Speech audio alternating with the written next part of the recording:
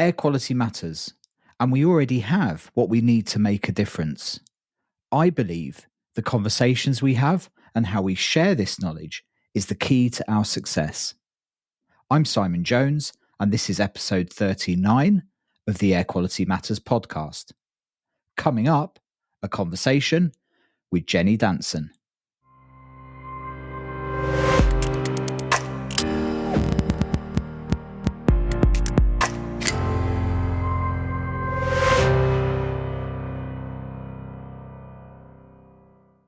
We discuss, in the context of housing, what makes a healthy home. Jenny's vision behind the Healthy Homes Hub, knowledge sharing, best practice, and the challenges of driving change in social housing. She is the founder and CEO of the new Healthy Homes Hub, a pioneering social purpose company and Centre for Excellence platform at the forefront of fostering healthier living environments within social housing. Bringing together housing providers, industry, contractors, academics, and health in a coordinated and genuinely collaborative way to learn and share knowledge and explore solutions to make homes healthier to live in. Here, Jenny has form. She successfully created the PropTech Innovation Network, which many people will know, supporting the social housing sector to adopt technology and to manage their properties. For over 30 years, she has led transformational change and service improvements in CEO, COO, executive director, and program roles. She has worked from startups to multinational brands, including BAA PLC, Boots Opticians, Lovell, Ilk Homes, Fortum, along with several councils and housing associations. Jenny has been at the heart of innovation and thinking in housing for years. This was a thoughtful conversation about what healthy homes means in the context of housing, and I hope you enjoy it as much as I did. Thanks for listening as always. Do check out the sponsors in the show notes and at airqualitymatters.net. This is a conversation with Jenny Danson. It is quite a big open question that what is a healthy home from the perspective of social housing. And I think that's what's interesting to unpack with you, particularly where you're coming from the hub, is you obviously saw something in that. So what is your vision for it, I suppose, is the question. When we talk about a healthy home for social housing, I suppose, to start with, what does that mean to you? Yeah, it is a big question. And I think a lot of we've looked at health as part of the PropTech Innovation Network for the last 2 or 3 years that we've looked at it, because it's such a key part of where technology can really support a home being healthy. And I think if it's an area, particularly as we've gone through the energy crisis, and with one eye looking at the climate warming so much and the impact that that's having on residents, that health for me was becoming much more of an issue that we just needed to be able to resolve. And the more that we looked into that, the more it was then something where you just think, actually, there's so many parts to this of creating a healthy home, as well as actually hearing too many stories where retrofit had happened, and absolutely with the right intent, but actually the unintended consequences of that are actually making the home more unhealthy, or making your neighbour's home more unhealthy. And therefore it was just, I suppose it was just something that shouted to me to go, actually, we've just got to focus a lot more on the health of the home. And if we have that as our anchor, actually there's so many other things that then can come off it. Yeah, that's interesting, because there's two parts to that from what you're saying. One is the value proposition that you were trying to get across, or the business case is probably too harsh a word, but the value of some of that property technology beyond it saves you X in electricity bills, or Y from a embodied carbon perspective, or whatever it is. There's this whole value proposition of health and well-being and better communication and better social value that all of this prop tech stuff can deliver. So that'd be an interesting thing to unpack a little bit. What were the kind of things that you were seeing that you just weren't able to frame sufficiently, or that the housing providers weren't able to get properly? And then you've got the unintended consequences piece, the bit that we all see where, for the right reasons, retrofit or reactive maintenance or planned development, where it's going wrong with the best intentions. If you're close enough to the coalface, we see the unintended consequences every day. You know, beyond the headlines of our Abhishek and the horror stories, obviously, we see it going wrong on a daily basis. So there's two parts to that piece, I guess. So maybe the prop tech one, let's unpack that a little bit. Yeah, and I think the challenge that a lot of housing providers have had is that whole challenge around data, which is where a lot of this then comes back to.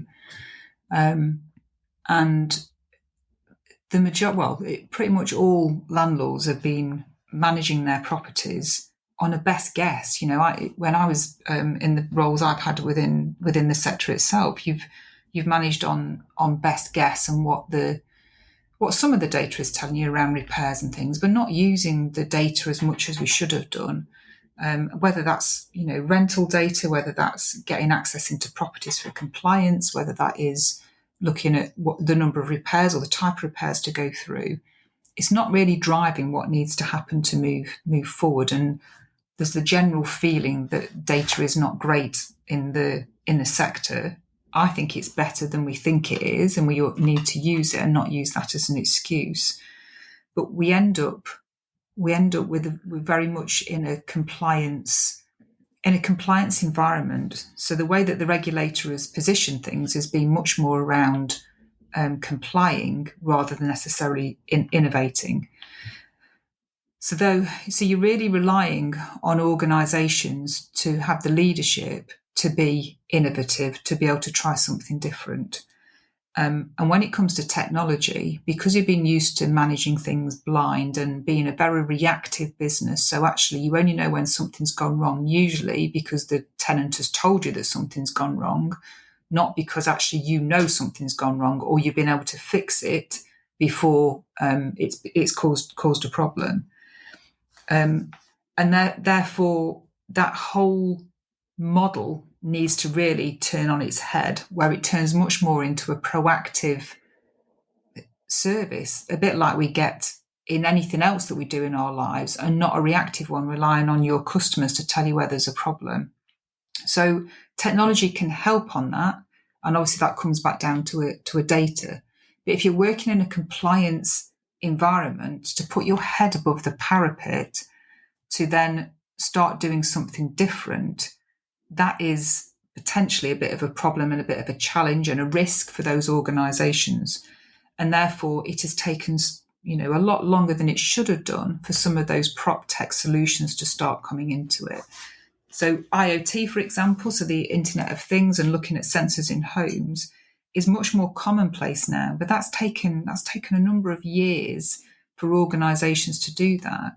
And we're still in the language of testing it and piloting things, rather than actually, this is the way that you need to do it. You need to gather information from the home to allow you to manage it, to get the data, to then make the decisions you need to make.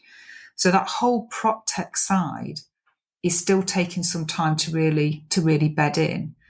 But whilst we're doing that, particularly because the environment has changed around that, so we've obviously had COVID and the effects that's had, not only on residents' health, but also just on residents and everybody else's expectations around what a service should look like. But you've also had all of the energy crisis that's then come in, as well as what we're experiencing now from the climate breakdown of meaning, you know, additional rain and floods and the heat and stuff too. There's a lot of things that are changing where technology is really going to be able to help with that. But the effect on people's health is still there. And I suppose going back to your question, there's a number of stories And, conversations that I've had with residents that have stayed with me and probably will stay with me for the rest of my life around where people are really struggling from a health perspective because of their home. And we see it in so many stories that I still, be part of, to hear how people are really struggling and the effect that it has both on their physical and their mental health.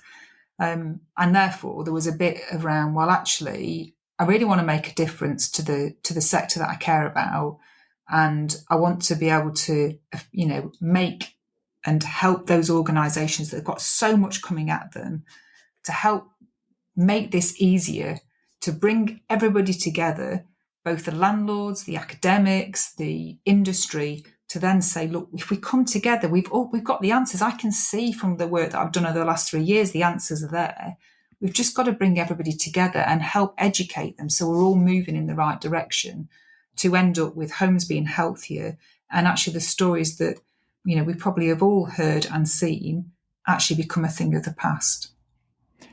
Yeah, it's interesting you say that about that evolution of technology. I had Tom Robbins on the podcast a few months back, and he was describing how the expectations over the last few years have changed so much that we're now at a point with a lot of this technology where the expectation is it just works out of the box. Like, you've got to hit the ground running with this technology. We're beyond the pioneering stage.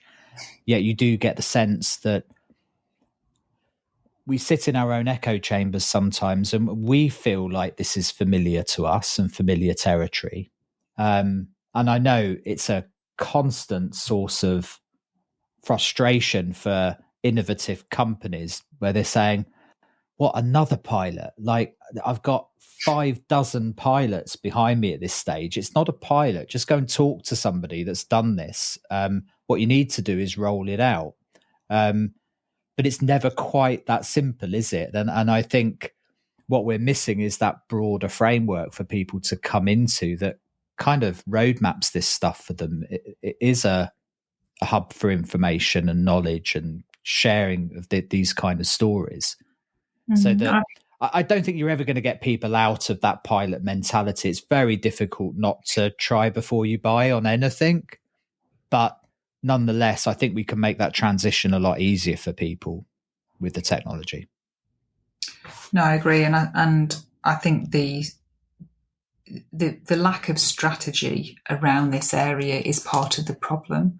And I think that acknowledgement that, technology will continue to change, but it's the principle of what you're trying to achieve, to understand what is happening in somebody's home as a landlord.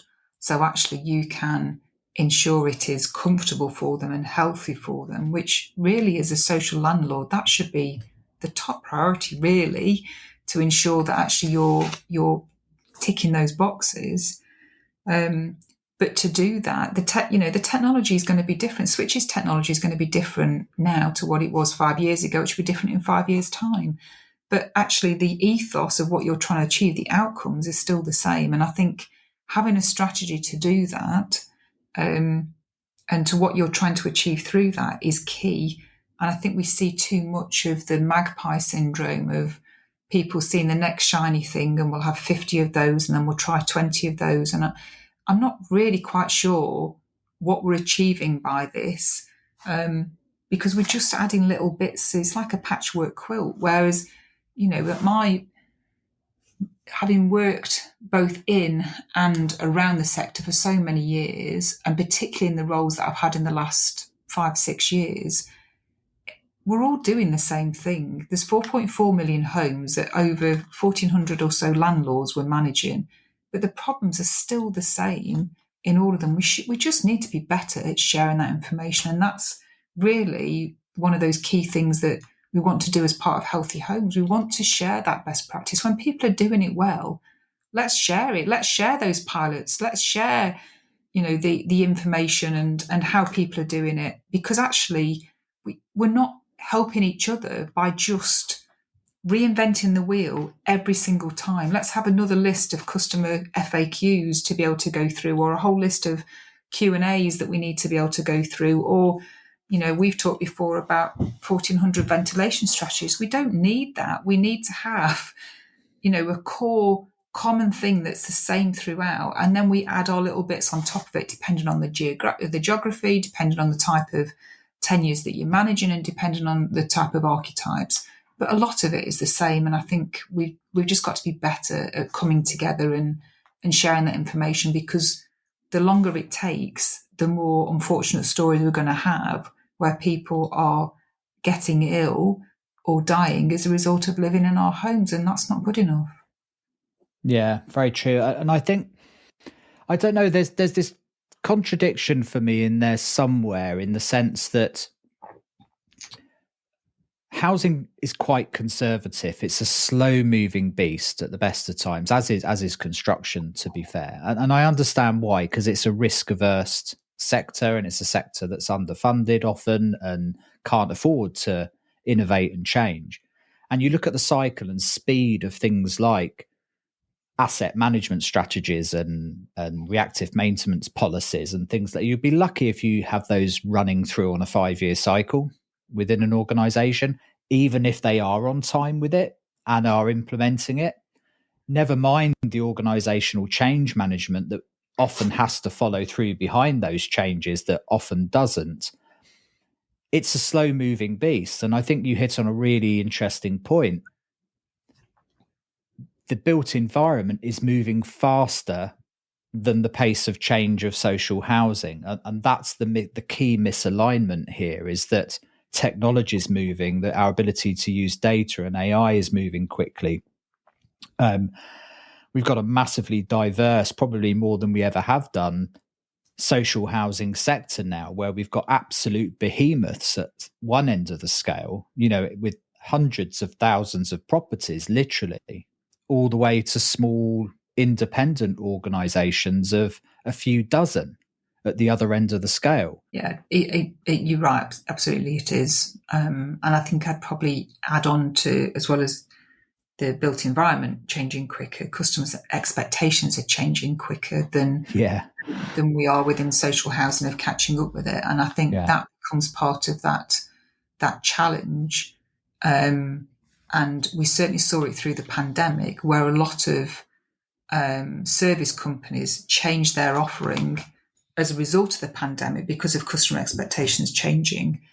And there aren't that many housing providers that have dramatically changed their service, their operating model since COVID. There are some, and there are some that are definitely moving forward and really embracing how technology can support them. But we are lagging behind even councils and the NHS and others on a number of areas at the moment, and that is part of that frustration as well, of from a resident's perspective, which all feeds into this. And I think your point around there is the housing sector is incredibly complex, but we've got amazing individuals that work in them. And from the smallest housing organisations through to the largest, there's some great innovation and people wanting to be able to do things differently. Because for a lot of the time, particularly from an asset perspective, we're still doing the same things we did 30 years ago.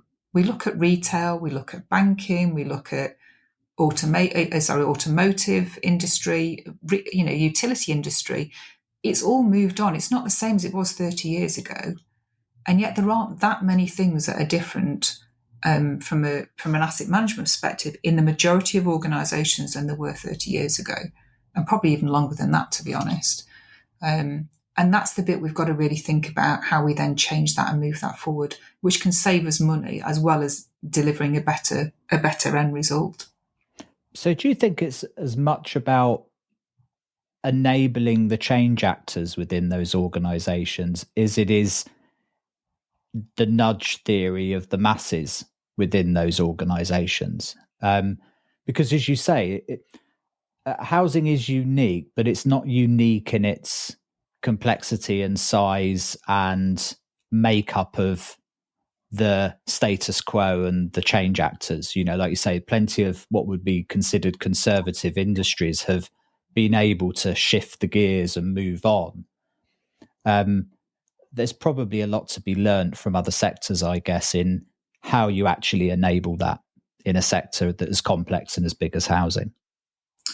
Yeah, and I think going back to your point around those change agents, where I see so the change really happening and things moving forward is where you've got either a chief exec or the exec lead is willing to be able to look at innovation and willing to be able to try different ways of being able to do it, and accepting that actually it might not work first time, but that's fine. That's what we expect, and certainly even 10 years ago when I was in an exec role, we turned them experiments then because we turned them experiments because experiments quite often fail, but we take the learning from it, and I was always delighted and I don't want to say amazed, but really pleased about how many residents wanted to get involved in it because they could see that we're trying to be able to do different things.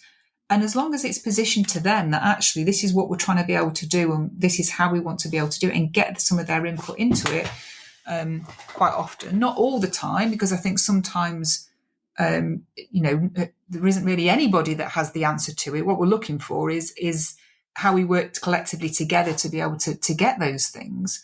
But as long as it's positioned in the right way, the same as it is when we try things out in a service provider, I don't know, with a bank or with a holiday company. Whatever it is that you're having the conversation with, you're trying things out for the first time, and there's learning to be able to take and refine from that. And I think that's the bit where we sometimes just worry because it's so focused on compliance, because if you get it wrong, the housing ombudsman is there or the regulator is there, and actually you will be told off and there'll be a consequence for it.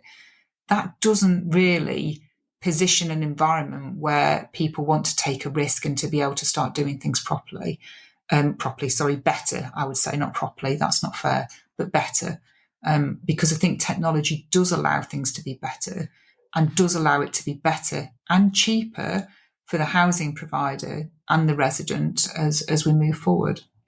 Yeah, you kind of started answering my very next question there, which was, are we fostering a culture within housing, do you think, that enables people to give them the space to make mistakes? Because it's an increasingly regulated and in the public domain sector housing for all the right and wrong reasons. Yeah. Which must put. I mean, you must see it in your day-to-day conversations. What's the feeling out of the sector about innovating and trying new ways of doing things? Do they feel like it's a necessity or a risk? I think probably both, and I think it depends on a lot of this depends on the board's appetite and the chief exec and the exec's appetite. Yeah. And I think it's too easy to say that we're not going to be taking the lead on this, or we're not going to be a fast follower, or we're not, it's working. Why mess with it now? So there's some that have opted out completely, and I think that's where we see the lag effect from things like Grenfell, and that you end up with regulation being put in to be able to push everybody where they need to be able to get to, but actually you need those innovators, and an innovation sounds really grand, doesn't it? But actually it's really only just a service improvement. It's doing things differently to what you're doing now, but it's not and I suppose I'm not hung up as much about whether it is service improvement or whether it's innovation, but we've got to be careful that we're just not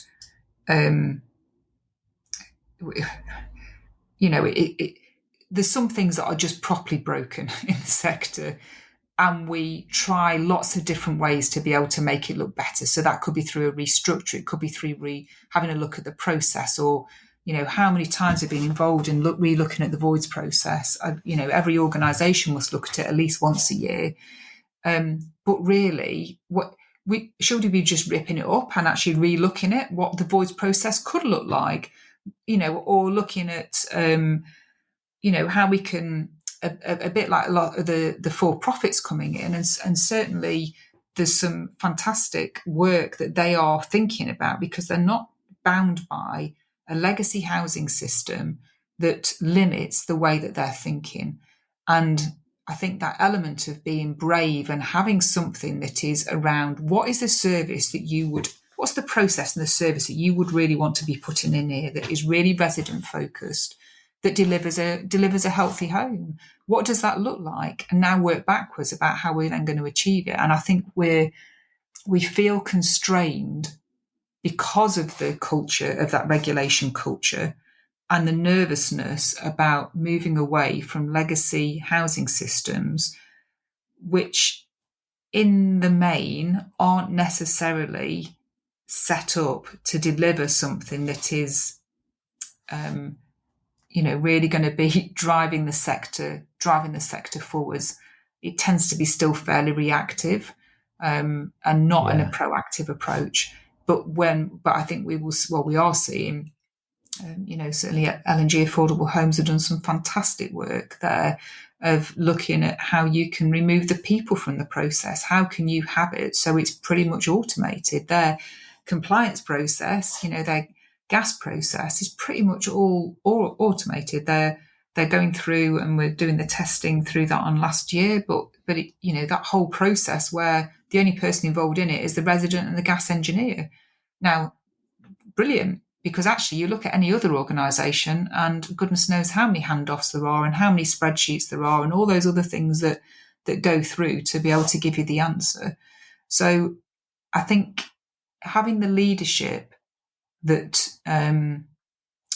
uses the compliance culture that we're in as a baseline to be able to hit, but not as the culture that you need to be able to work in. And I think that's the difference. So you've got some working in the culture, and it's quite easy to have the answer. The regulator won't let us, or housing ombudsman won't let us. If we do this, this is what will happen. And those that use that as the foundation of that, this is our operating, this is our base level, but this is where we want to be able to be. And this is what our vision is. And this is what we're trying to be able to deliver. So I think we're going to see really some interesting stuff from the for-profits coming through. And I think it'd be really interesting to see what that equates to with regards to healthy homes as we then move forward. Yeah, and I guess I kind of know your answer to this, but I'm guessing that we've got to seize an opportunity at the moment. As you've said, in the past few years, we've had an energy crisis, we've had COVID, we've had the condensation, damp and mold crisis as it's been seen over the last couple of winters, exacerbated by all of those things, needless to say. There is a focus on the home and the tenant at the centre of that at the moment, I think, and it's shifted the dial quite rightly in that direction, away from asset management and property management. And there's always that natural tension within housing provision of both being responsible for assets and providing homes for people, and it's, I think that focus on health and the tenant at the centre is a very useful shift in that dial. I'm guessing you'd agree with that. Yeah, absolutely. And I think having that anchor of creating homes that are healthy and the sustainability and achieving net zero being an output of that is a much better way of looking at it, rather than necessarily having net zero at the heart of things and hopefully getting a healthy home as a result of it. Because I think that's where organisations may end up making the wrong decisions or doing things in the wrong order and not delivering a healthy home.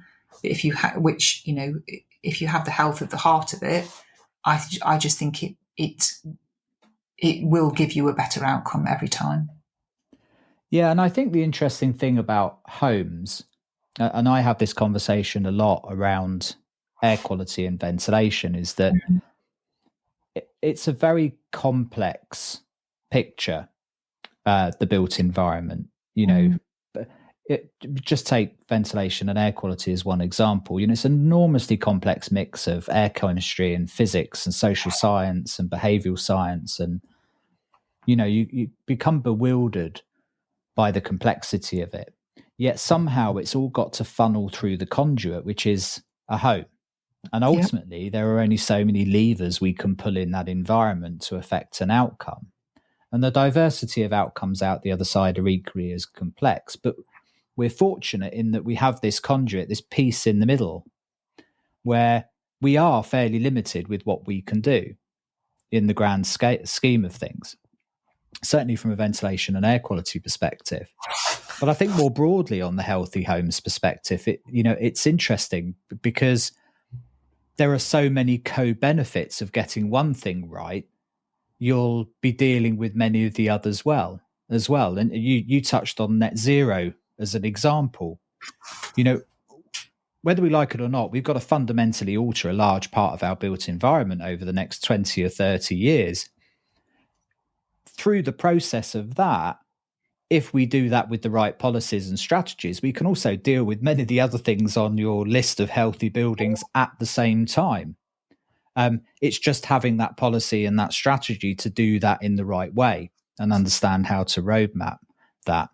So I think that's the interesting thing of this. And I think that's what's been really interesting about looking at your ideas around the Healthy Homes Hub, is that in effect, it's a manifestation of that conduit of the levers that you can pull to affect an outcome.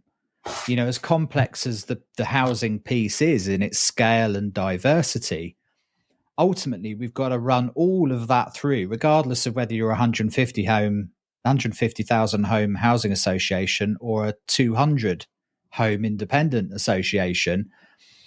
It's a home that we've got to run those changes through ultimately. And the pieces that you've built up within the Healthy Homes Hub are, in a way, those levers, aren't they? Yeah, I think that's a really good way of putting it. And I think certainly when I was reflecting on this and we were setting it up, there is, even as you said, just with regard to air quality and ventilation, there is so much that you could potentially need to know around what you need to do as a landlord for your 150 homes. Let's just say the 150 homes. And actually you build in all of those other areas.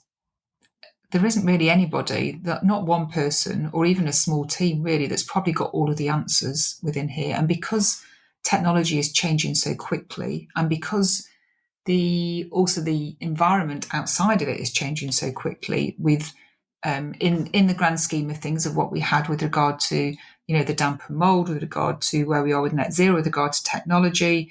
There's lots of things that are coming in, both regulation, legislation, as well as the guidance that's being positioned.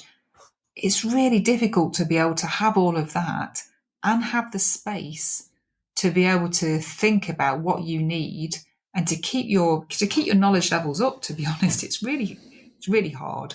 And actually, everybody who I speak to is running just to stay still, because there's so much. Because a lot of this, the system is broken at the moment. People are working goodness knows how many hours just trying to be able to keep it running.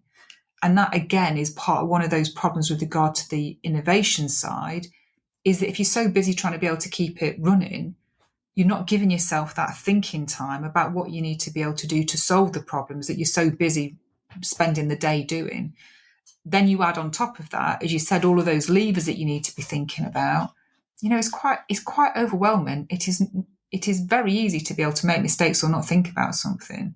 So to have something, and that's part of, I suppose, the vision that I've got of having something that we can create that allows people to get the answers that they want, or to be able to feed them through to trusted partners to be able to help them to deliver the strategy that they need to be able to then move forward to create those healthy homes. And as you said, to deliver the outputs, which most of them are focused on delivering net zero, but there's also those other benefits of, people living in comfortable homes, of and homes that are healthy. That's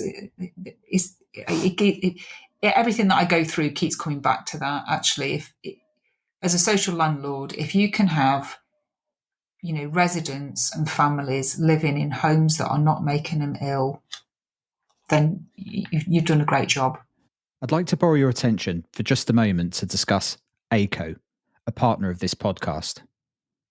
You may have heard of ACO, an EI company, as the experts in pioneering new technology in fire and carbon monoxide alarms. More recently, you may have heard about their outstanding work in the housing sector with their HomeLink offering, which is aiming to solve some of the industry's most serious challenges. They are utilising Internet of Things technologies to increase home life safety. The technology incorporates multi-room environmental sensors, a gateway, and advanced actionable insights, which has a proven track record in helping landlords reduce operational costs and carbon emissions, while improving residents' well-being and safety. Their team of data scientists are developing solutions for problems at the heart of the housing sector, like damp and mould, fuel poverty, and air quality. I've been amazed at how they are innovating here, with a laser focus on unpacking the complex nature of these challenges in a way that answers the what next question we need so much at the moment. If you're in housing, they're worth talking to. They have a large network of expert installers and distributors covering the UK. Trusted is an overused word, but not here. Ask around and ACO's synonymous with it. Details are in the show notes at airqualitymatters.net and at AICO, that's aico.co.uk. Now, back to the podcast. And it's the one golden thread, I think, that runs through society is that desire and need to live in a safe, comfortable and warm place. You know, the Haslow's hierarchy of needs and all that good stuff. At the end of the day, shelter is fundamental and a foundation to our potential. And I think the interesting thing in that is that it creates a framework that we can hang everything off. And it was, you know, the retrofit thing that you were talking about made me think of a lot of the learnings that have happened around renovation of buildings, you know, outside of social housing, in that the key takeaway from retrofit from the vast majority of people that experience it is not the kilowatt hours of energy they save on their fuel bill. It's a healthy, warm home. It's being able to use the entirety of their home for the first time as opposed to just a couple of rooms. It's the health and well-being that it gives them, the sense of pride in a property and reduce of shame of bringing people into cold and damp homes. You know, like the co-benefits of getting a home right for people, you just can't underestimate, and particularly for young people, it's transformative.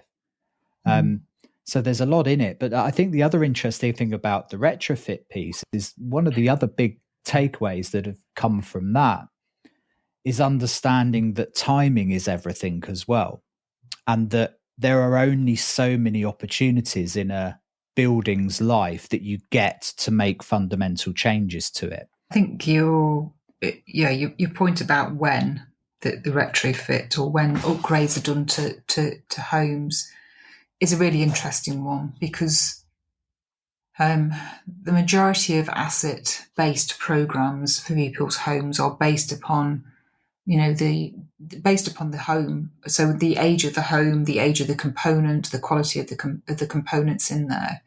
It's not really based upon what's going on in somebody's life, in, as you said, in those home things that are happening. You know, whether, I don't know, somebody's about to get married, or whether somebody's just died, or whether they've just had a child, or all of those other things. It is based purely on the asset. And I think what we need to be thinking about more is how do we get a different way of looking at how we upgrade our homes. So if I give you a couple of examples, one is really around what we measure. So we don't, again, thinking about a compliance side, we're very focused on safety and compliance, and we've got the Building Safety Act, and we've got the HHSRS, and we've got a lot of the other compliance areas that we need to be able to look at. What we don't measure is around that health and well-being. And the question that I've asked for the last couple of years to organisations is, do they know how many of the homes that they're managing, how many of the households are in fuel poverty? And there's not been one organisation I've met so far yet that's been able to tell me what number of homes are in fuel poverty, because it's just something they don't measure. And yet we know, how many gas boilers are compliant, and we know where we are with asbestos, etc., etc. And so I think, so that's what, because the points you made around the effect that this has on people, on people's lives, by having a home that is comfortable and healthy and safe, is just not something that is a measurement at the moment. So that would be one thing. The second one is some fantastic work that NHS Trust in the Northwest is looking at, which is where so this is going back to another one of my big mantras around the UPRN, so the unique property reference number. So this is a code effectively that every single building, garage, flat in the whole of the UK has, which is generated from each council, and pretty much everybody outside of housing uses it. Some housing providers do use it. I've badgered a lot of them to move to it, but there's still a lot of people that don't. But all of the blue lights use it, the retail companies use it. It's just their way of being able to have that unique code. So at the moment, most of the legacy housing systems generate their own legacy UPRN. So because they're only sharing the data inside that organisation, actually that UPRN is fine in that organisation, or so they think. But as soon as you're wanting to start layering the data with other things outside, that becomes a problem. By having the UK UPRN, so having that one, potentially as well as your own legacy one if you need to have two, actually you can start looking at things differently. Now, this NHS Trust has used the UK UPRN and mapped to that in their area all of the physical and health, both primary and secondary health, to each UPRN. And by the end of August, they will have mapped all of the mental health data. That's the aim, to link the mental health data to the UPRN. So what the trust really wants to know is on what's going on in the home. So actually, when these patients keep coming back to A&E because of respiratory issues or whatever they're presenting with, what's going on in the home? How warm is that home? How humid is it? What are those things that are happening in there? And the same as, I suppose, the bit that they've done some work with Prima Housing Association, and I without getting into all the GDPR, this works. You don't have to share that the child's got asthma or the fact that someone's got COPD, but you can start linking through around those areas that where, going back to an asset management role plan program, these are the areas you should be highlighting, because these are the areas where actually people have got an underlying medical and health condition that may be associated with the home that they're living in. Because where a hospital wants to be is they want to send somebody back to a safe, warm home, knowing that they're not going to then come back in again, a week or two later with the same problem. So that discharge of patients is a problem, but also we can then understand when people move into a home and they're then going to have medical attention, we link that back to it. So we will see more and more of that moving through, and that's certainly something that we're really keen to work with others on, to start looking about how we look at asset programs differently and really thinking about how we prioritise them based on health, and the impact for UK PLC, as well as the residents' health and well-being. To me, that's what gets me out of bed every day, because you just think, this is properly life-changing for people. If we can intersect at the right points. I know if I was back in a proper job, doing the role an exec or a chief exec, that's exactly what would drive me to be able to mean that the people that I'm, housing, I'm not causing them to be in hospital or having to return to hospital, because we can adapt our programs accordingly. Yeah, there's a lot to unpack there, and I think it's a really fascinating area. That this, we use the term KPI, or I wrote down the term KPI, and like in any function, we develop these metrics to define success or failure or trajectory in one direction or another. And one of the things we've struggled with health from the environment, from in this case, our built environment, has been drawing those straight lines between cause and effect. Yeah. And we're into this era now of data and data silos where there's enormous potential locked up within this data of value. And yes, as you say, that notwithstanding the GDPR and the genuine concerns that people have about what data is used where, I was having a chat with Corinne Mandin, who's an epidemiological data scientist based out of France. And she was making the point, as part of conversations we're having around the UK Observatory for Indoor Air Quality that's been looked at, is that there are already institutions that are very well trusted to hold the most sensitive data that we have on our own health. And they've run very well for years, notwithstanding the odd breach in here and there. That's always going to happen. But generally speaking, people have a very high degree of trust in certain institutions to manage sensitive data. This isn't about giving a housing association access to data that might tie into insurance policy data or something that might have an impact on you down the road.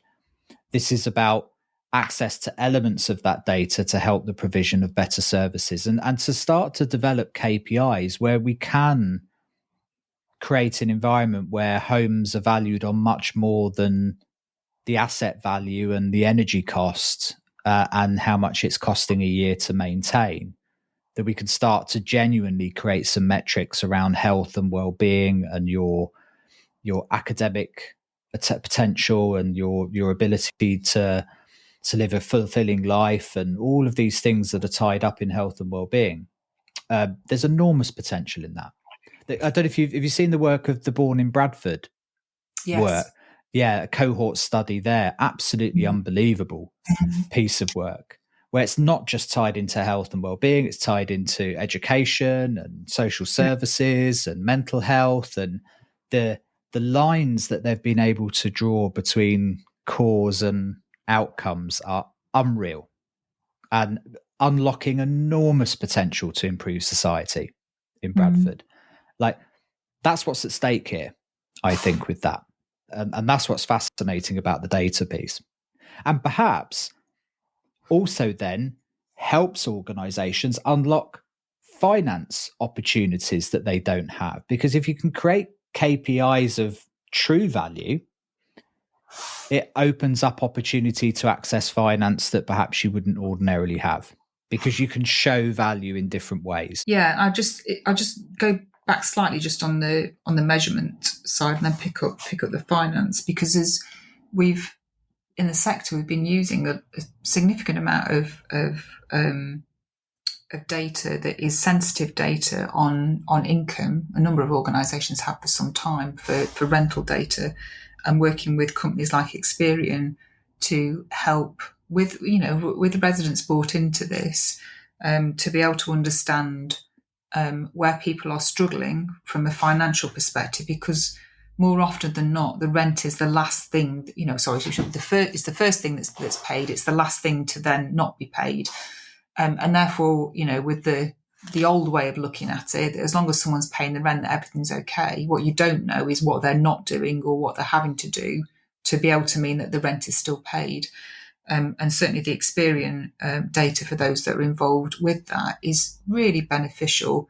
and working with companies like RentSense and others that really then help using that to predict what's likely to happen and to be able to allow those conversations to happen to mean that people aren't then struggling in a position where they're potentially not eating. This was before we had the energy crisis, but not eating because they're paying their rent, or the children are going without a lot of the basics to be able to then pay the rent. So there is already precedence in there, and again, a lot of rules and regulations around that. This is just the next layer on it, and there'll be more that we can add into this if we're in that position where we start valuing our data and valuing sharing our data.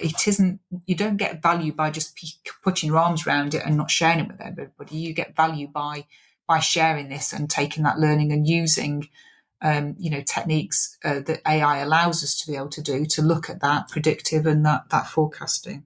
So I just wanted to make a point on that. But going back to the finance side, absolutely, because we've got to be able to fund primarily to be able to fund the work that needs to happen to get homes to net zero.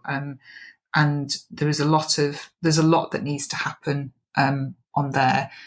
I think we are certainly from the bank's perspective too, thinking about even lending to be able to build new homes and to be able to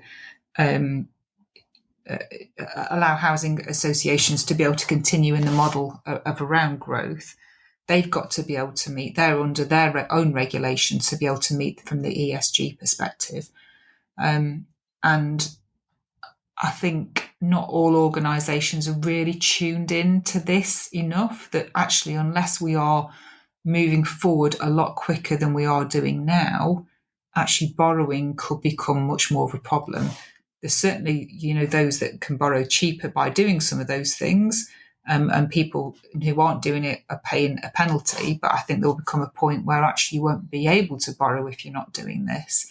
And I think if you are achieving your sustainability targets, but you are putting that focus around the health and demonstrating, going back to those measurements around health and well-being and what those knock-on effects are. And you're absolutely right, the Born in Bradford and a lot of the case studies that people have done locally, you can see the difference of just having those interventions in place from a housing perspective, have that ripple effect everywhere. And I think that's the bit we've really got to think about, how we're then going to be measuring it. And it wouldn't surprise me if that's one of the things where some of the banks and funders want to be able to then push some of that measurement to understand what that ripple effects looks like. Yeah, you give me an idea for another conversation I need on the podcast, actually, is with some financiers around ESG, because I've started to understand quite well the case for ESG in real estate and within the traditional built environment. And you can see already the impact that the environmental impact has had on funding and access to green finance, and the kind of pressure that developers and the supply chain are being increasingly put under to evidence the environmental efficacy of what they're doing. But we're now slowly moving and transitioning into the S of ESG, as well as things like the EU social taxonomy starts to come to bear. You're increasingly seeing those money cogs starting to say, well, what are the social benefits that these projects, how is this asset going to be valued in 25, 30 years time when it comes up for release or rent, or we're selling it on? You can see them starting to go down that road. What's less clear for me in social housing, where it's a much less traditional asset in the sense that it's not something that you're trying to release or rent in 30 years time or 25 years time, but the same fundamentals are there. And I do remember having a conversation with a housing organisation in the last 6 months where there were a couple of standards based around ESG. And I was saying, I've just looked at your last 4 or 5 developments, and you'd be a slam dunk for half of these standards because you're so strong on the social aspects of it, because you have to be. You provide housing for people. Yeah. So where traditional real estate would get its knickers in a twist about access to gardens and social value and education on site and all of the kind of the social impact stuff that goes with providing real estate. Social housing providers are doing that by the nature of the service that they deliver. So they should be really strong actually on the S part of this. It's just, I don't know how that's quantified yet. I think that's the interesting thing. How do you demonstrate that value as a social housing provider, and who's that of use to? Would it ultimately be the government that's funding this, that it's a value to, a social value, or is in some way is the money tied up in the asset? Is there value in that in some way to social housing providers? I don't know if do you know the answer to that? No, Even I was is going that to say that I think the sector is relying very much on the fact of the tick in the social because of building social homes and affordable homes, and absolutely the right thing to do. But I think it goes further than that, because if you can do this in the right way that produces healthy homes that actually not only delivers that social housing, but means there isn't a knock-on effect to education, to health, to antisocial behaviour and other things that we see as a result of unhealthy homes, actually that's where I think you can then really start demonstrating what the social impact is. Because if not, we're coming back to, we're just producing another asset. And this isn't an asset, this is somebody's home. And actually a home, as you know, from an air quality perspective, where people spend the vast majority of their time. And if that's going to turn into an unhealthy home, then, that's not ticking, in my view, that social element enough just by producing a social home. And one of the lessons that's being learnt from the non-residential sector is, as important are the negative consequences of getting this wrong, the impacts on health and education and sickness and absenteeism and all of that that we'd metric within the non-residential space.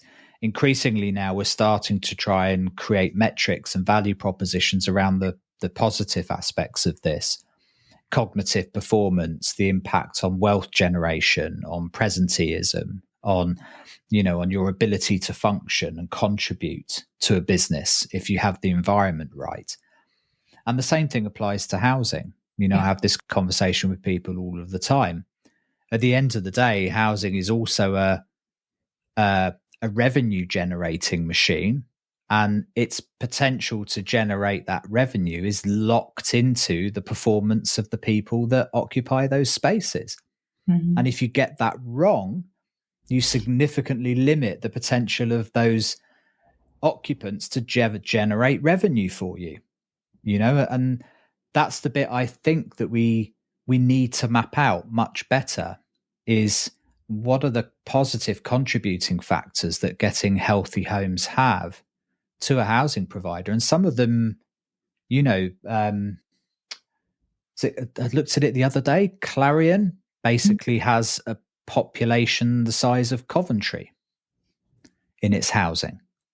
Like it's a city's worth of people. So getting that right from a performance perspective has enormous potential for generating revenue for the organization. And as you say, and society. Yeah, absolutely. And that's a bit for me. Yeah, the revenue, absolutely, but actually the knock-on effects of what it is. It's the saving to UK PLC, but more importantly, it's people's health and well-being, and allowing people to thrive in their home, which is what it's all about. It's got to be, in my view, it's got to be that. And hence why I keep coming back to health being part of it. And I think we all subconsciously know it, but we're not consciously putting it at the heart of things. And that's, I suppose, part of the challenge that I'm trying to bring to the sector as part of that Healthy Homes Hub, is to say, look, we can help you do this, but really think about having that as your anchor to move things forward. Because actually I can't see why it wouldn't be the right thing for organisations to focus on. No. And I think one of the interesting things here is is the bell curve of scenarios that we find when we look at healthy homes, and instinctually the extremes stand out, because they're so awful and the impacts on people's lives are so impactful. Yeah. But they represent quite a small proportion on the bell curve, if you like, of where health and well-being impacts are locked in. And I often tell this story of this family I went to see on an estate, and they were unremarkable in their remarkableness, in that they were just getting by. They didn't have damp and mold everywhere. That the house wasn't falling apart. In fact, it puts my house to shame how clean and tidy and well looked after this property was. But the suck on resources to them, both financially and from a health and well-being perspective and a mental health perspective, were enormous. Because for years and years, they've been just getting by financially, just getting by every winter from damp and mold, just getting by from a health perspective, just getting by from a mental health perspective, and their capacity to take chances and risks and flourish and do the things they needed to do as a family.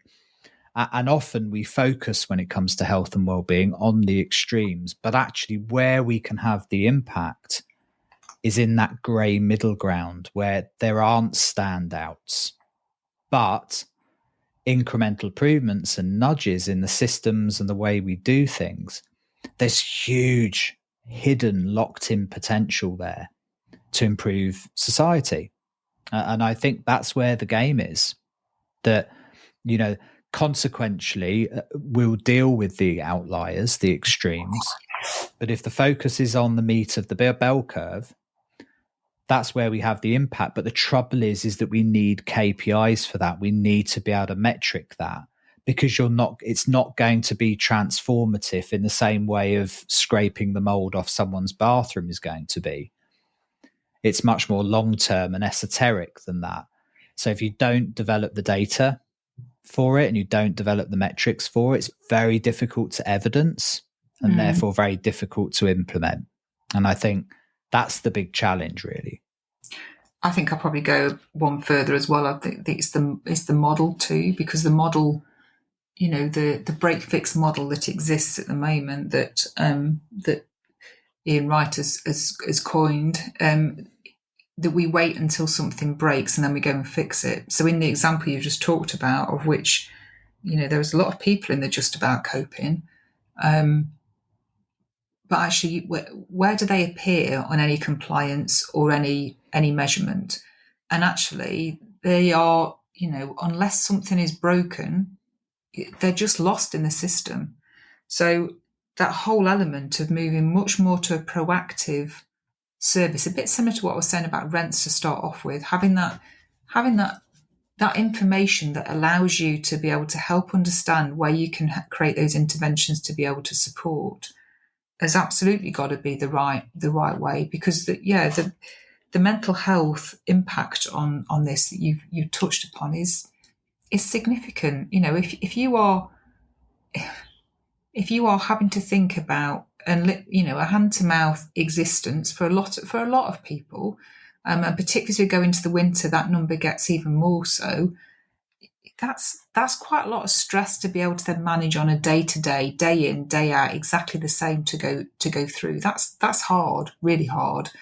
And I think because it's not, you said, not appearing on a matrix somewhere of a measurement, or the fact that it's just not seen, because the fact that actually that they're not flagging anything that's wrong doesn't mean to say that there isn't something wrong. And I think, providing that voice is something that is, I suppose linked back to all of this stuff that we just need, which comes back to the beginning of the conversation around that prop tech side and how we need technology to really help us. 20 years ago, we couldn't do this because we didn't have the technology, and we were relying on a lot of housing managers teams and neighbourhood teams being out and about to understand what was happening and trying to be able to manage it. And that, that was great because that's what we had then. but we've got the technology now to allow us to be able to do this better, and to be better for the residents. And actually, the environmental positions that we've already touched upon have changed dramatically as well for people. So it's harder for everybody at the moment, but there are solutions. We've just got to think about how we do it.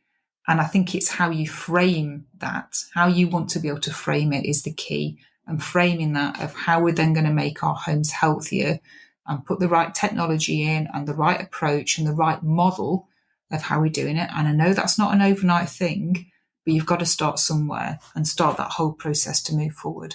And there is some fantastic work happening in the sector on this. I just think we've got to be better at showcasing this. And I know a number of them are worried about putting themselves on a platform to demonstrate that, because if something does go slightly wrong with these as they go through, they don't want the housing ombudsman or the regulator to jump on them.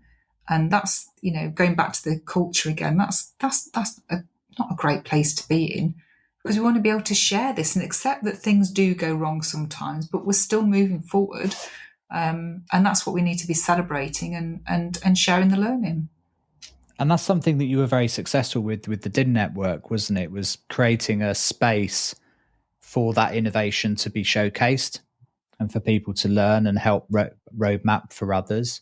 So I'm guessing you're going to bring some of the learning from what you did there across to this Healthy Homes Hub, that there is a space for that networking and innovation and showcasing and safe spaces that you create for people to discuss these ventures.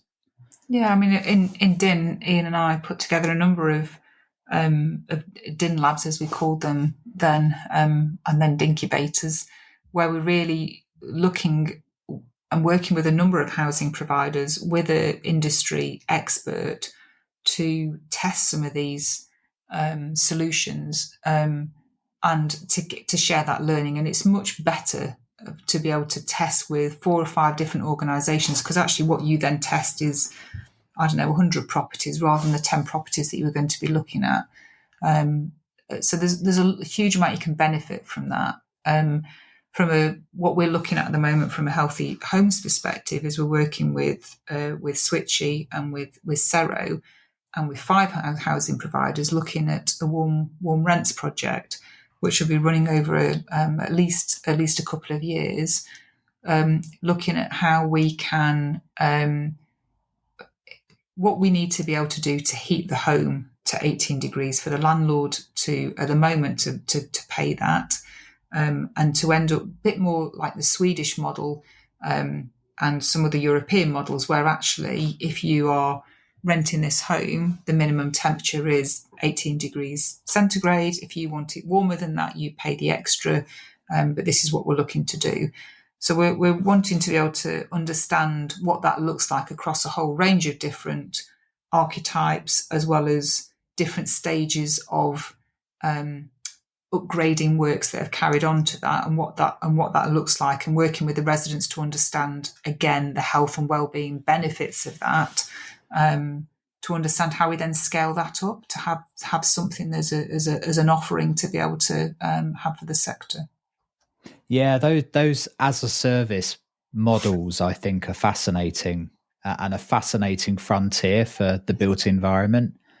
And we're only when you kind of look at the history of as a service models, they all seem to start to get to a threshold when there's enough data coming out of that sector to provide the assurity that you're getting what you paid for, and to provide the feedback loops for the service provider to provide a service and a business that's effective for them as well. And obviously, everybody knows of the Rolls Royces and the Apache helicopters and all of the start of that kind of industry. And that was only ever possible because of the value of that technology and the data that was able to be captured at the time out of it. And we've seen that as a service model now trickle down into all sorts of interesting industries. Mm-hmm. Having a fascinating conversation with a boiler manufacturer there last year who's starting to think about as a service models, perhaps not into housing yet, but certainly into things like schools and education and office spaces and things like that. So we're getting there, and you get the sense now with the property technology that's available, we've got enough insight and feedback loops potentially coming out of that sector now. And certainly there's the value in the asset. There's no doubt about that, that those as a service models seem to be at the brink now of coming through. And I think that's very exciting because that changes everything. I mean, I've been talking about air quality as a service for 15 years and never got, there's something slightly dodgy about selling air.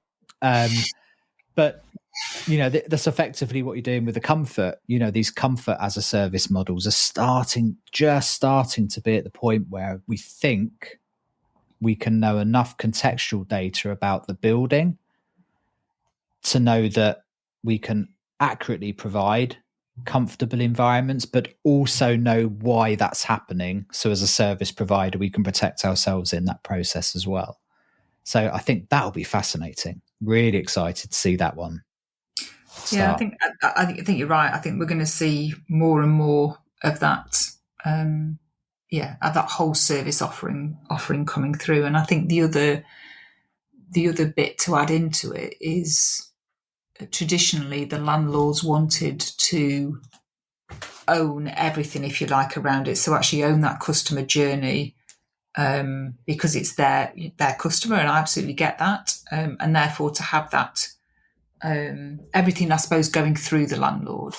Whereas a bit more challenge around actually if you can get rid of the landlord out of that process, and actually it's between the resident and the provider, whatever that is, of the solution provider, be that go looking at the gas servicing, be that looking at repairs and maintenance or retrofit or whatever those things are.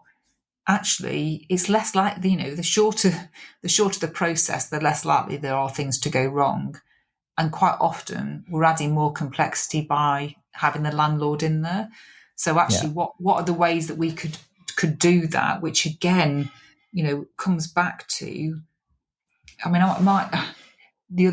one of my other hobby horses is the amount of waste that we have in organisations, which I think for most housing organisations, I'd say they're running on between 40 and 60% waste, and which is a huge amount of money. But if you think about the number of times that people can't get into a home as from repair, or can't get through a communal door, or the fact that people are losing their fobs or losing the keys, or we're thinking about a contact centre, most 50% of calls on average coming into a contact centre are chasing somebody that hasn't done what they said they were going to do.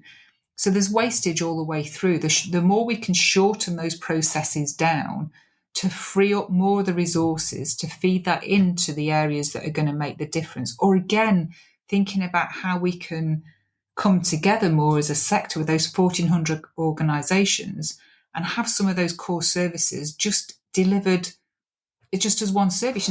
Why have we got so many different, IT systems? We could effectively have one IT system that everybody uses, and yet we're spending, hundreds of thousands of pounds bespoking systems to be able to then fit for that housing provider when somebody down the road is providing exactly the same service. Yeah. It's just, so I think that whole element of how do we start thinking differently to free up the resources to feed this into, help support, homes to be healthier, and upgrading those homes as we're going through it, I think we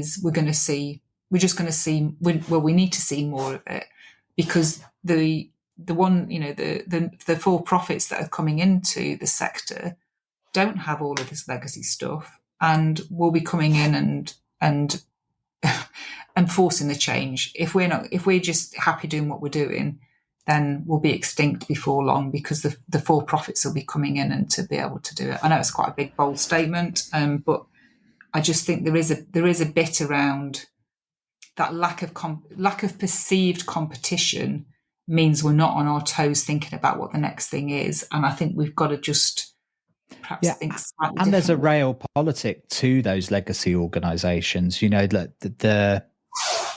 it depends on your perspective, but I mean, I travel the length and breadth of the UK, Ireland, and Scotland, and it's quite staggering the difference in culture and positions of housing organisations, and even the market that they sit in.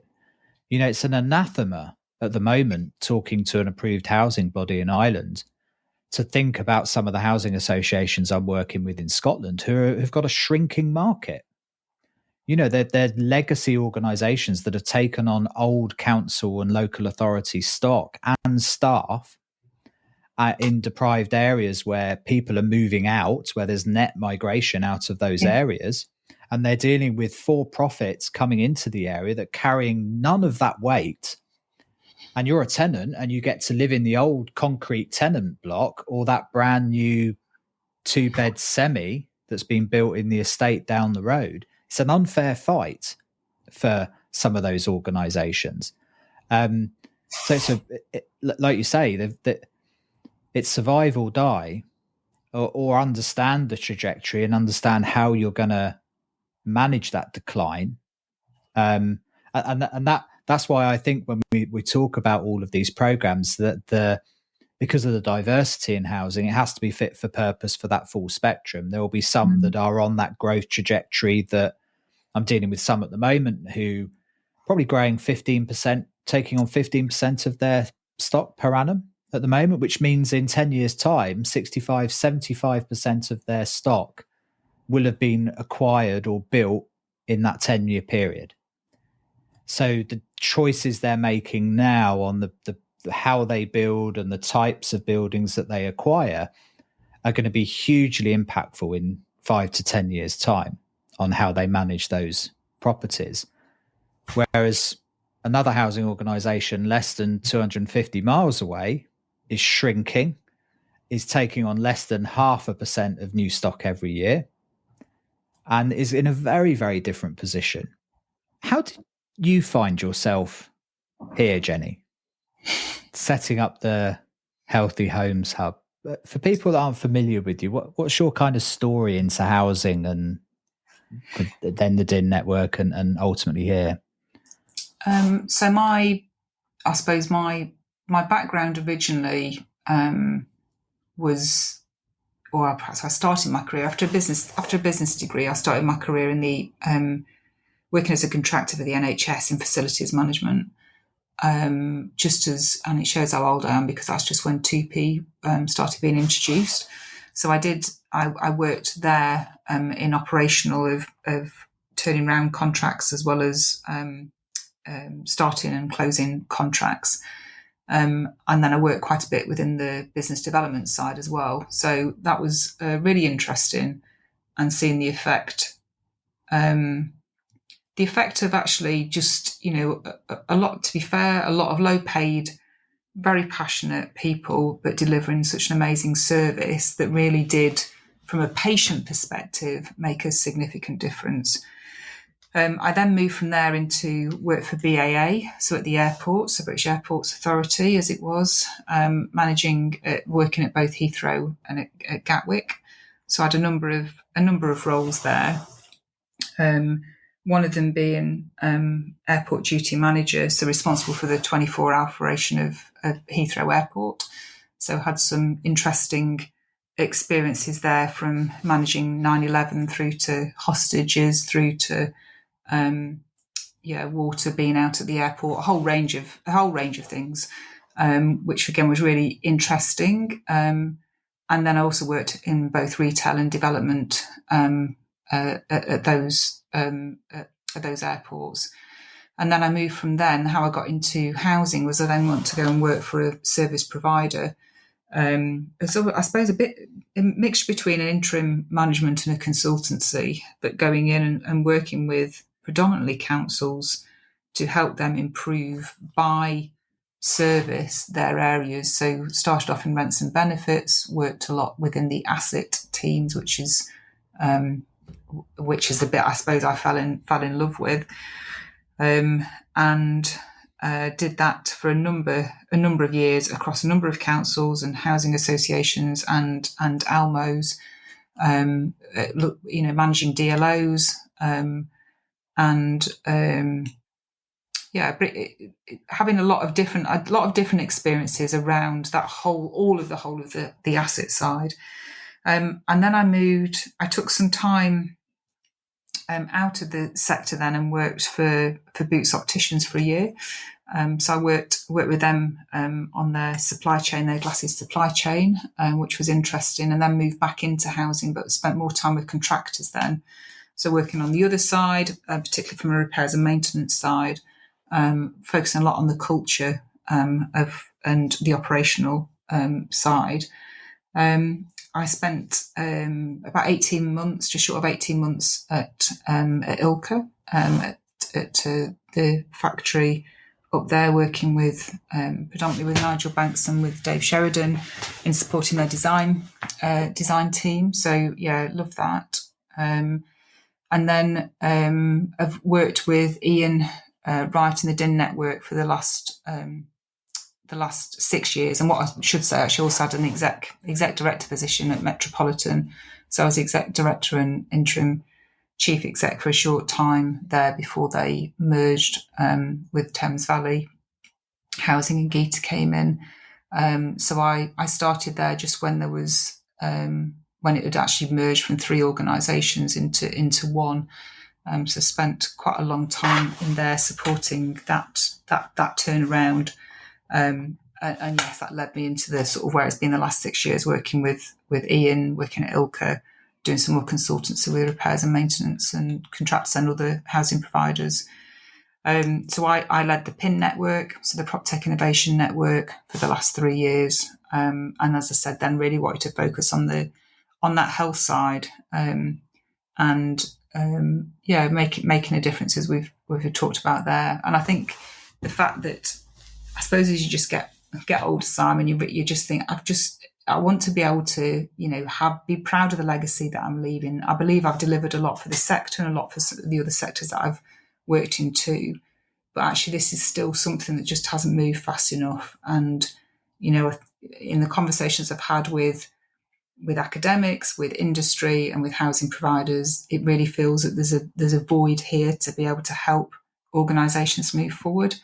And I was sort of looking around and nobody else was doing it. So I thought, well, okay, we'll take some of the money out of the pension and we'll invest in starting this up and seeing if we can make a go of it, because if I didn't, I'd regret it. So, and hopefully we can really make a difference with this as well.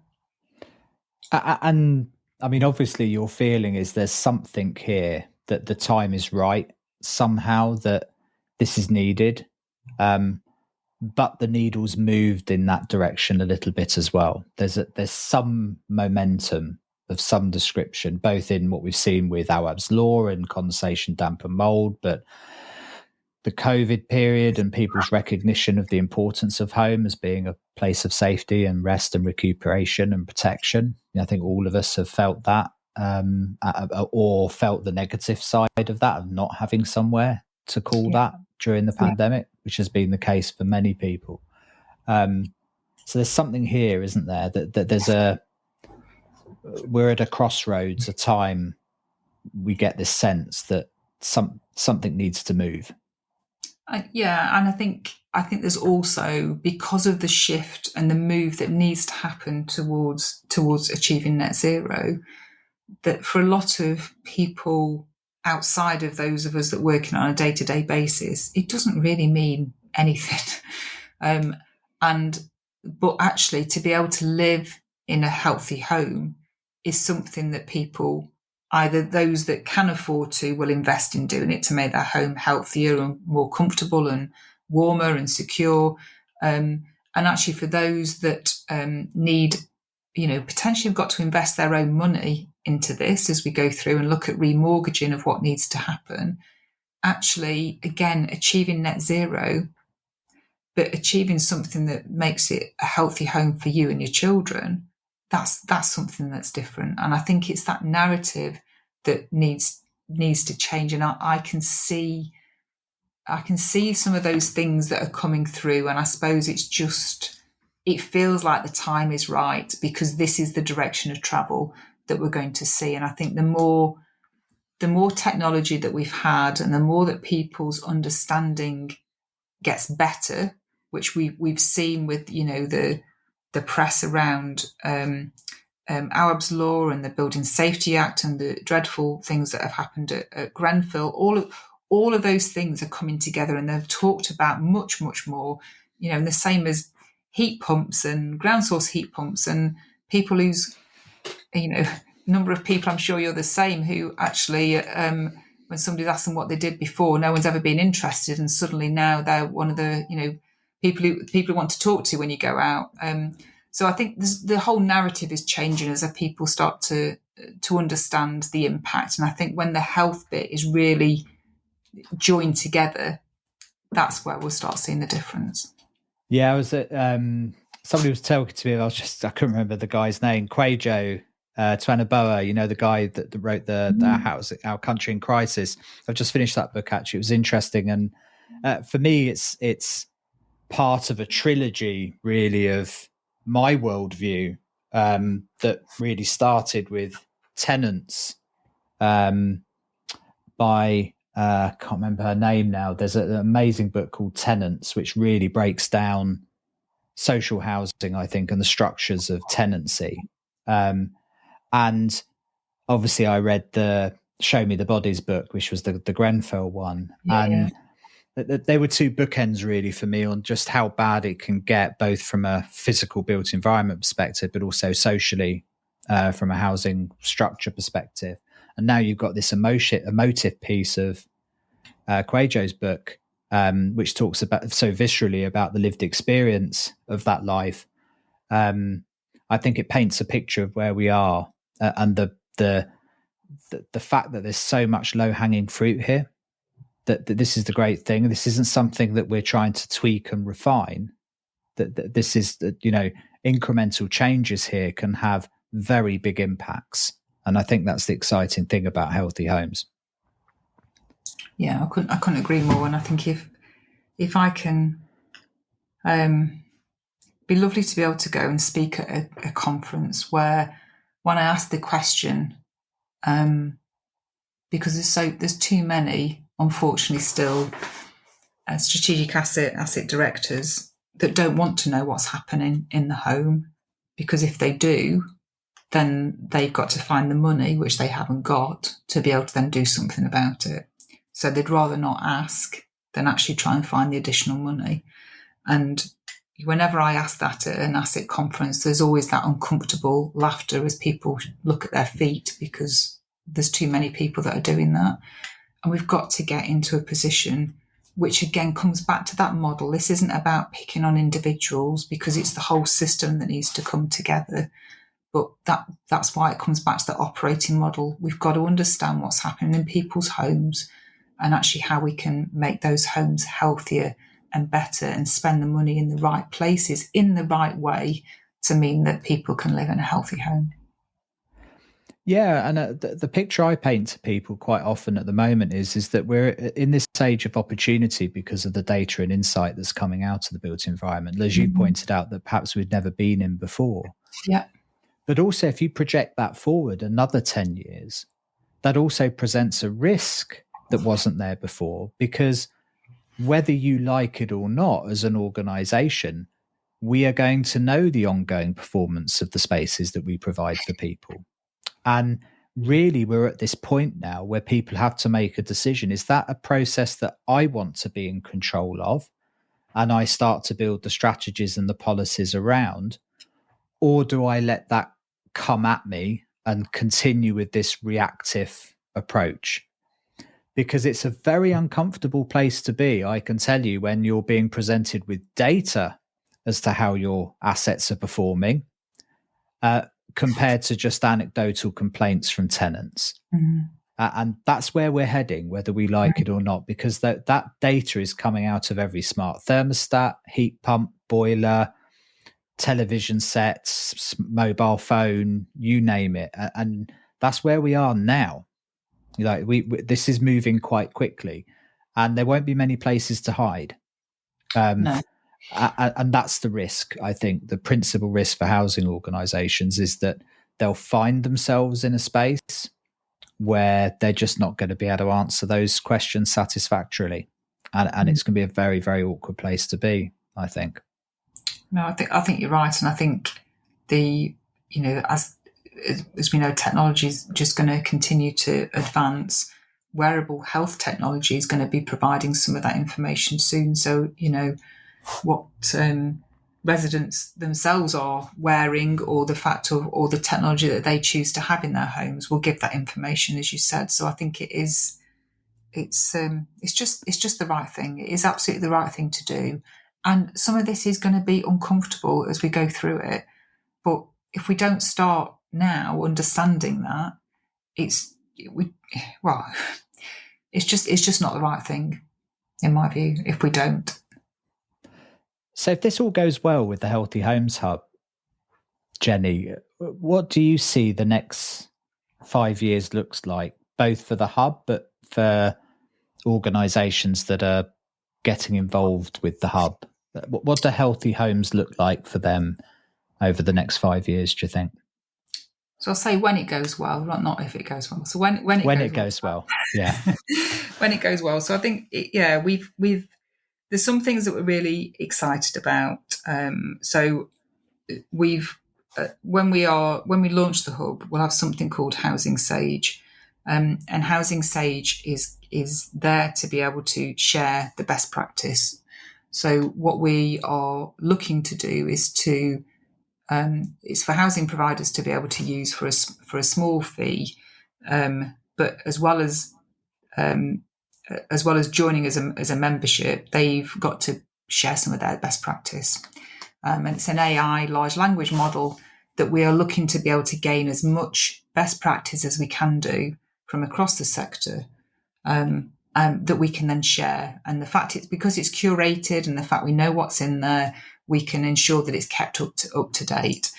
And we've got some really great examples on that at the moment. So in 5 years' time, what a fantastic resource that we will have as more share, because the problem we've got in the sector is people do want to share, but they only share with people that they know. And what we want to do is to be able to push that wider. So I'd say a significant large resource in what a healthy home looks like and how to deliver a healthy home and the best way of being able to do that. So we'll have a lot more information on that. We want to be in a position where we are working and influencing government policy is where we'd really like to be. So the fact that we are really pushing that health and well-being policy towards government to think about it. Now, whether that's part of looking at warm rents, whether that's looking at a wider well-being solution, all of those things I want to be able to be in a position that we've influenced. And ideally taking this from social housing and taking that learning into the private rented sector, which desperately needs this too, and to support those landlords and residents in private rented, and also and homeowners too. So we're going to have a lot of resource in there that we want to be able to continue to share. But we're not the experts. I'm not the expert in healthy homes. We're working with lots of experts, and it's working with them and with academics and sharing the latest research that we can then ensure that we are helping those decision makers, be that a decision maker of an individual home or a decision maker of 125,000 homes. Actually, this is been able to move forward, and also to be able to continue to have and share those projects and case studies and the podcasts and lots of different ways, however people best want to consume the knowledge that we are gaining from others. We're finding lots of ways to be able to do it. And keep just coming back to Housing Sage. All of that information will be in Housing Sage. So actually to be able to have your virtual assistant that helps you deliver a healthy home, that's what we'll be aiming for in 5 years' time. Yeah, no, that sounds fantastic. And, I say at the start of every one of my podcasts that, I already believe we have much of the information we need to be successful. It's how we share and communicate that knowledge is the key to our success. And I think the Sage exemplifies that. if you want to make a small change to avoid policy that incorporates best practice for X, and you just plug Sage into that, it can pull on all of the best practices and the resources that are out there and help you deliver that, rather than going through an expensive and clunky consultative process. What it won't do, I suppose, is deliver the organizational change management you need on the ground, the changing hearts and minds, but it's a resource for information for you that you can pull this stuff together. It would be fantastic. Yeah, absolutely. And I think if we can relieve that pressure on, as you said, from housing associations that have got 15 or 50 homes all the way through to over 100,000 homes, a lot of people are employing or doing as part of their job a lot of the stuff that we're trying to get Housing Sage to do. Actually, if that can come out and that in money being reinvested in the frontline services to deliver more healthy homes, that's what we're looking to do. Everybody needs to have ventilation strategy. Not everyone's got one, everyone needs one, but we don't need 1,400 different ventilation strategies. A lot of the basics will be the same, and then a bit similar to your bell curve before, either end of it we need to be really focusing on, but a lot of it will be similar. And then you then end up with the support to get you the extra 20% that you need. But if Housing Sage can get you 80% of the way there, actually that's just going to make things better for us to be able to then move forward as a sector. Yeah.